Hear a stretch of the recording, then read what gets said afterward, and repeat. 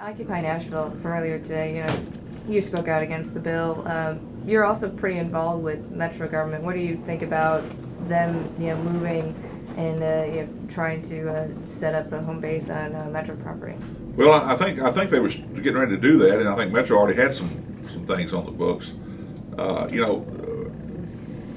The act of protest itself is kind of rubbing up against the system as is. So I mean, if you had a protest, but the government laid out the rules of how you're supposed to protest, your protest probably wouldn't be very effective.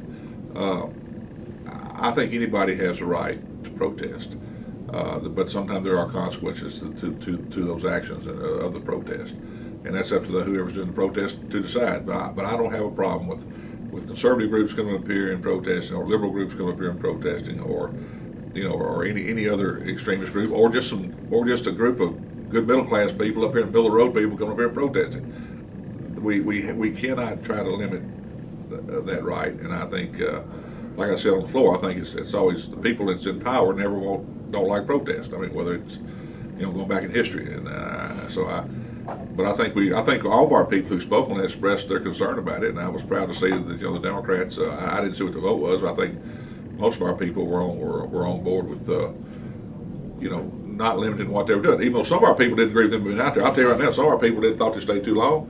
Some of our people didn't understand it, but they do recognize they have a right to protest.